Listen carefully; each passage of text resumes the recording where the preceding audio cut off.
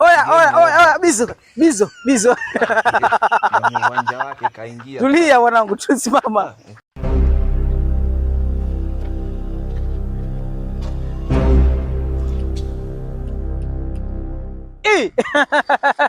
Kivae huyo.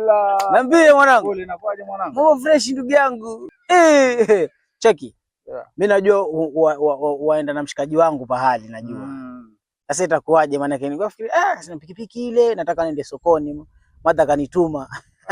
Mwanangu basi nibe sheria yangu mtu mmoja. Huyu mwanangu kanikodi mwanangu kutoka geto ndo kazi yangu ya kwanza hii. Sasa mimi siwezi pakizia watu wawili mwanangu. Itakuwa ngumu. Tula. Kwa mwanangu anitafutia nini?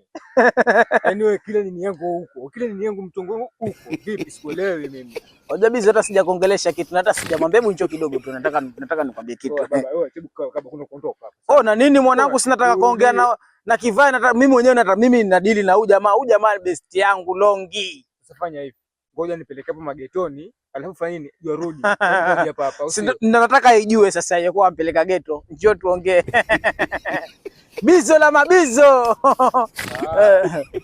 Oya mwanangu jamani msenge mbaya sana. Nataka kuramba pikipiki.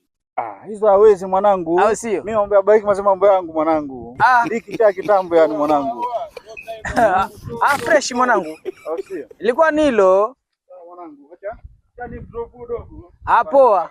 Fanya fast tena na shamba kawaida.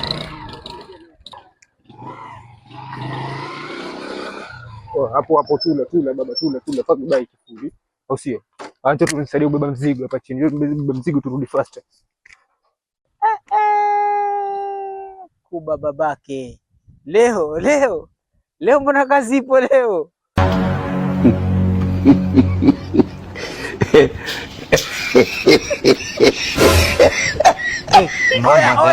Oya, bizo. Uwanja wake kaingia. Tulia mwanangu, tusimama. Ajichanganye nikamwambia mamako. Jichanganye nikamwambia mamako. Wewe mwanangu ole mo huwezi tafuta kazi eti.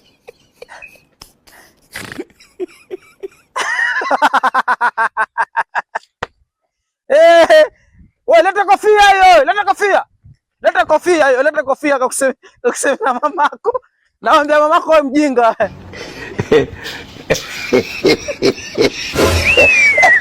Hakuna kuibiana huko. Game over. Ndizo bandame huyo.